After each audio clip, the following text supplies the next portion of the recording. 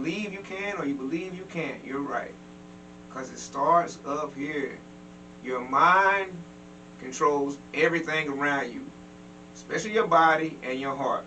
Your mind, that's the first battlefield. If you can conquer your mind, your thought process, and if I catch myself thinking bad thoughts, I'll stop myself, whereas, I'll let it linger on for hours or days at a time. Now I just laugh at it. I'm human, I have my moments or whatever. But trust the process, allow the process to process, and in the meantime, you live your best life that you can. You show gratitude and thankfulness for everything, no matter whether it's so-called good or bad, because it all benefits you in the long run, no matter what it is. You just got to know, trust, and believe, not in just yourself, but the process of life. Let life. We say life is life. Okay, life is good, like we said earlier. People talking about, oh man, it's a lot going on, man. It's the end of times. Listen, since time has begun, it's began to end, so-called. Time is actually an infinite thing. The only thing that has a concept of time is man, because man put a concept on it. All we used to know was that the sun rises and it sets. Nobody really looked at time as time until time was created as a concept to generate money or whatever, pretty much. But it's just like, I look at like birth the same way. That the moment that you're born, you begin to die. It's the truth. But also it's about something, so how to help you through the process if you don't know. Like I was saying earlier, be mindful where you put in your mind, your attention at. Are you doing things, listening to things, watching things that will motivate you? See, it's all over now. We constantly talking about mental health now. To where if you can't afford therapy, there's a lot of people getting online. And I don't know if I should say this. I've said this to my guy brother that's a pastor, and he doesn't play around, because I always have to make that point that he doesn't play around. So he's not traditional church. This is not to bash the church or anything of that nature. But I said to him, if I had to do it all over again, and I got another cousin, she said the same thing too. She went and went to church. We both do therapy. What do you mean? Go to church for guidance or just period?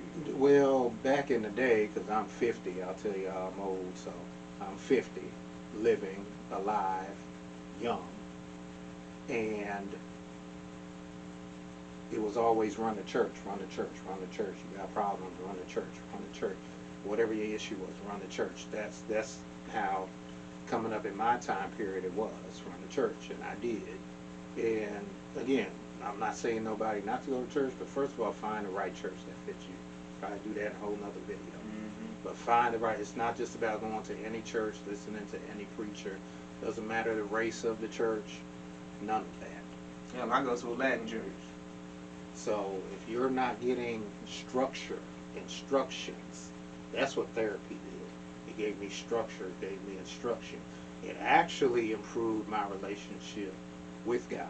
And the same thing my cousin says, because we have a connection with our therapist.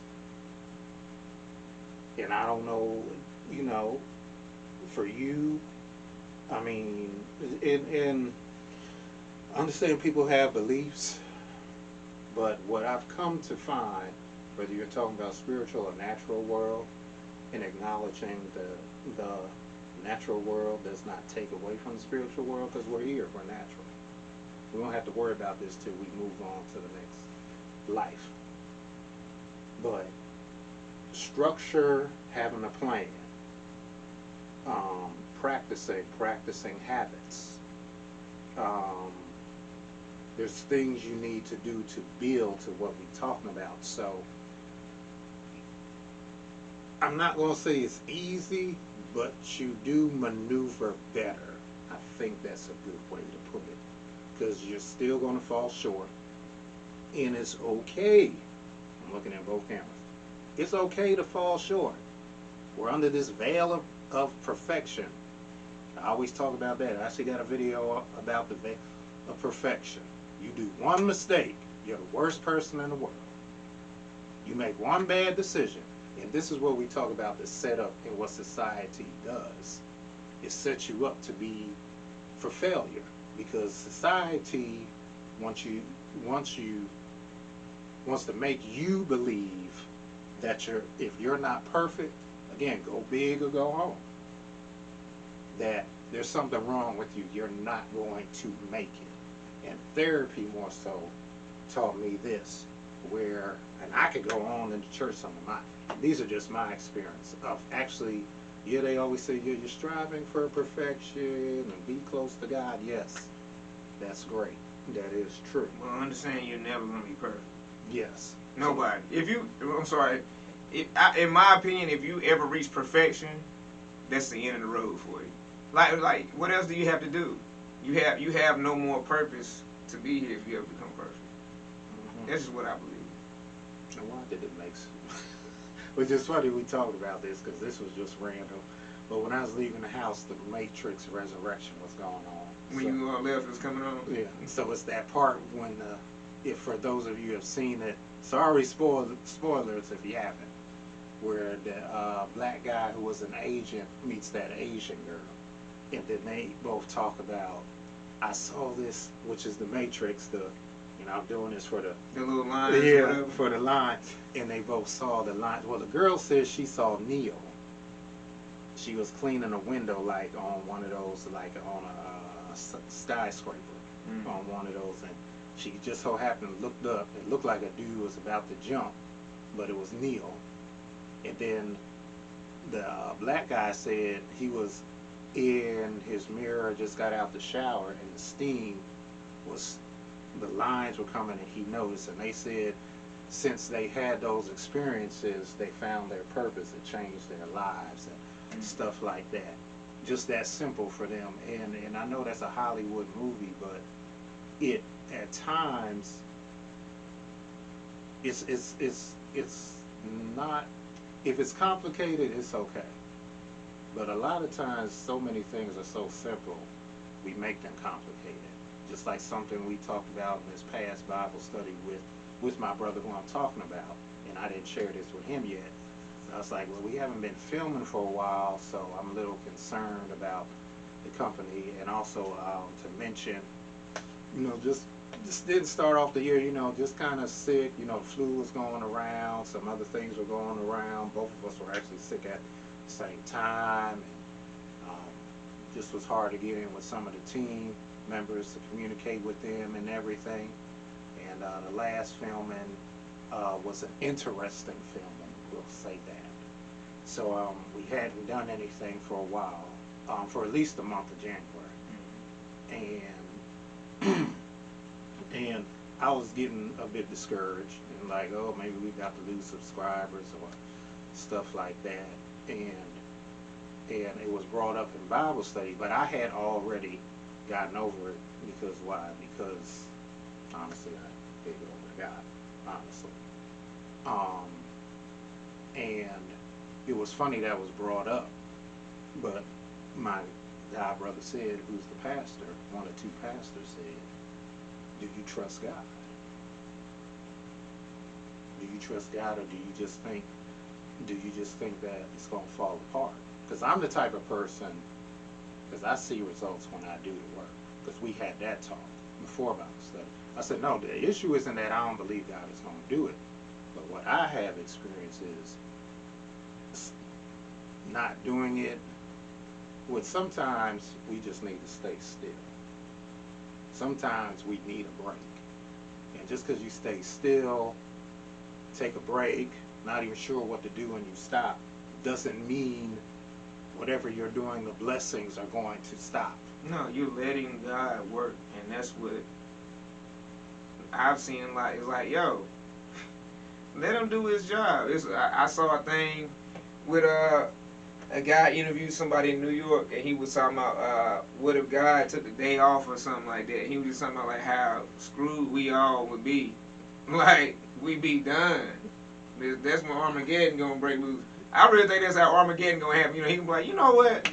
I've been doing this long enough. I'm gonna take a couple weeks off or whatever, and that's when the damn demons and shit gonna have a field day. You know what I'm saying, or whatever. Mm-hmm. You know, you gotta let him work. I mean, I get it. I get tired, impatient, all of that. But I also thank him every day throughout the day. No matter how bad. My car just broke down 2 weeks ago. It's sitting out here in the yard right now. By the grace of God, a friend of mine has motor vehicles, and they let me and the girls use one of the cars. Car don't have heat, and it's in the middle of winter, but we're able to get to and from where we need to go. You know, so without me even having to try to force, and you know, he been telling me, you need to get rid of that car, get rid of that car. And I've been trying to save the car. Hell, I got parts coming in on it for it Monday or whatever. I'm fixing the car so I can sell it, pretty much. But again, it's trusting the process. And I really feel like once I sell this car, God is going to open a flood of blessings for me financially, mentally, physically, and spiritually for me to go ahead and just make this money. I'm sorry, y'all. My live. They wanted to make sure I was still. I'm sorry, y'all. They wanted to make sure I was still live, because we're live right now too, and I had to do a puzzle piece. And this is a good story. So what I had to learn, even with blessings, is that the blessing might not always be the way you want and what you want. Because somebody else might say, well, dang, now, I mean, I got the car, but it ain't got no heat. But you brought a heater to plug into the... And then the heater sucked. And the heater blew a fuse the first day I was trying to use it. And blew the fuse, so even if it did work, it didn't work anymore. So I sent it back to Amazon. But either way, I brought that up to say, now you at least got a transportation. Yeah. Instead of being stuck or trying to figure out or trying to call somebody. I had to call him every day to take me to work. or to waste money on Uber and all that. Yeah. So somebody else might be like, okay, well, I got this car, but the heat don't work, and it's a winter, but you have to sometimes go around things and look around things to still realize that it still did work in your favor. We're blessed. It wasn't a perfect, because a perfect blessing, you know, the heat or the car wouldn't have no issues. Get 100 miles to a gallon on the gas. Yeah. I mean, you know, all of that. That would be a perfect blessing, but sometimes... No oil leaks, no coolant leaks. But sometimes with blessings come, I guess, come stipulations. That's a better word. Every blessing is not a perfect blessing, but you do have to see the silver lining, as they say, within the blessing. That's the thing. It's easy for us, just like calling out somebody else's faults. It's easy to see the fault in somebody else. When it comes to you, can you see the faults in yourself? You know, literally. Like I was telling him, I just wrote a song last week, and it say, as my eyes are watching God, I see the faults in myself. That's the first part of the hook. And literally, as I see God, I see like, yo, I know I'm not perfect. I'm far from it. I don't want to be perfect, but I do want to walk closer to Him as possible.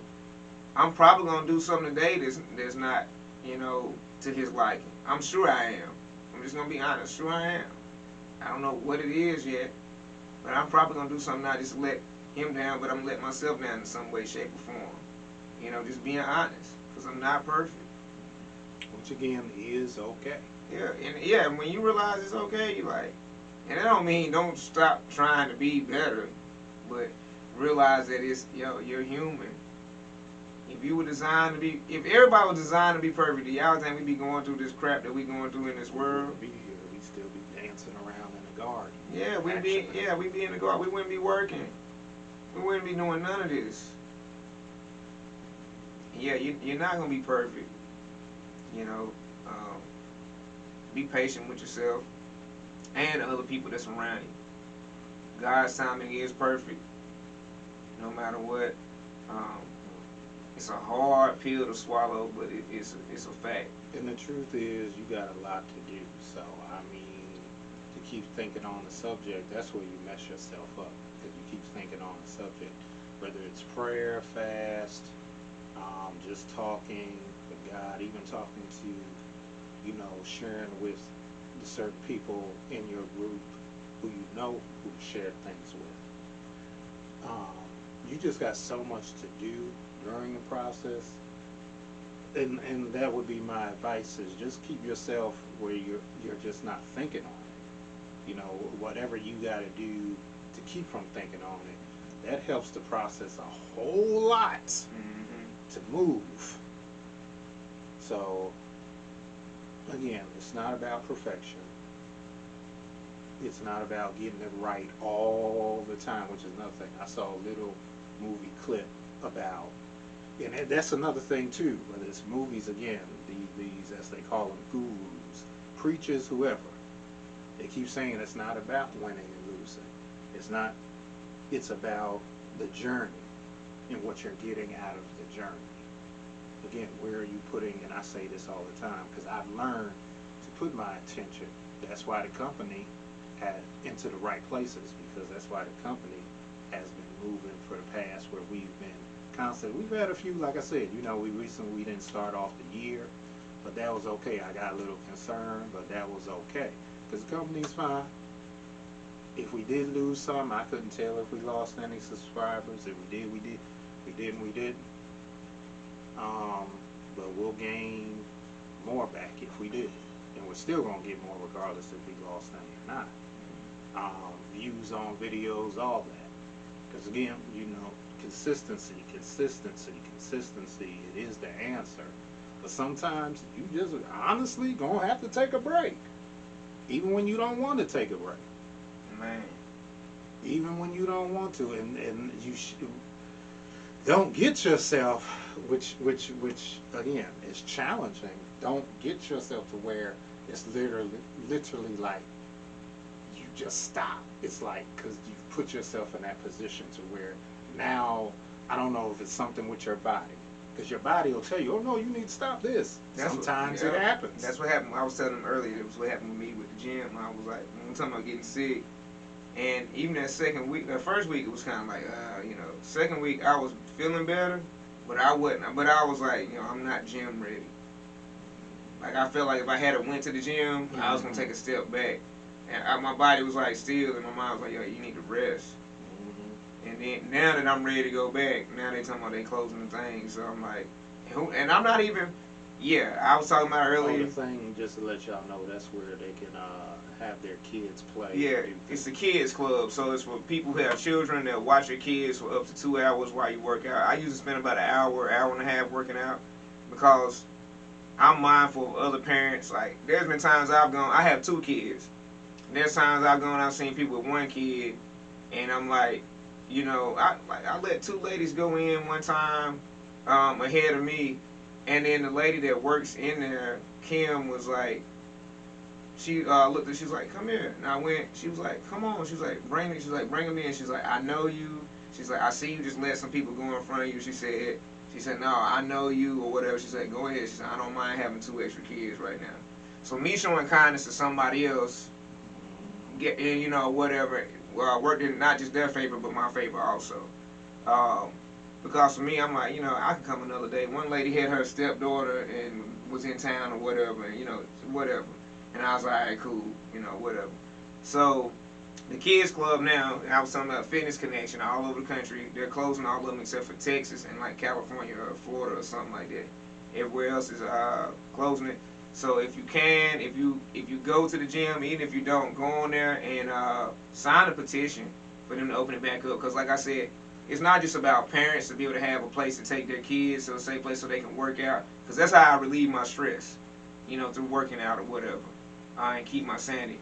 But it's also about, we're looking at hundreds, possibly, I would say probably hundreds, maybe thousands of workers that aren't going to be able to work.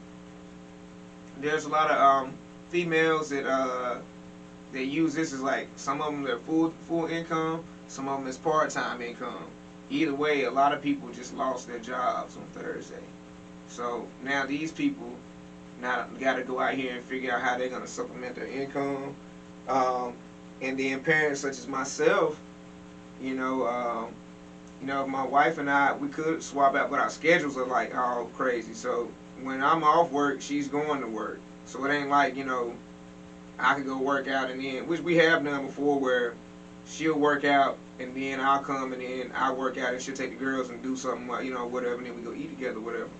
But in my case right now, it's just like, you know, when I get off work, get the kids, I be want to go to the gym. Now I can't. Now me, in this room, I'll be in here, I'm about to start doing calisthenics. I'm going to be doing push-ups, sit-ups, whatever. Again, for some reason, it's not meant for me to go to that gym right now. I'm going to accept it for what it is. What I do know is that I have some weights here, and I've got my body. I've got cans of paint that if I need to do arm raises or whatever, because y'all be surprised what 5 pounds, 10 pounds will do. You'll feel it. It's a lot. So yeah, your own body. I got a pull-up bar. I have the means to work out. It's just I prefer to go to the gym because it's just a different atmosphere. It's a different aspect for it. Like when I'm in the gym, like, you know, me and him will be talking, and I'm like, I don't know if I want to go. He'll say, just go. And like I know, I'm like, yeah, because once I get there, it's like boom, it's something that clicks. I'm like, all right, let me go ride the bike for a mile, warm up. Let me go over here and hit this machine, that machine, or whatever. I'm gonna work these groups a day. And then, and then my kids love going. They like going to the gym. They get to interact with other children, especially my little one, because she doesn't go to daycare, so she's not around other kids like that a whole lot. So it's a good opportunity for her to be able to socialize with other kids her age and older. But yeah, if y'all can do me a favor and you see this, go to the Fitness Connection website and sign that petition. Like I say, it ain't even just about parents like myself, but it's about people having their jobs, you know, too, also being able to keep a job. Yeah. But like we were originally talking about, because this is supposed to be, we didn't know what we were going to talk about today. This was going to be kind of a freestyle podcast episode today. But, you know, since we have been only, you know, talking about growing in the process, just trust the process, man.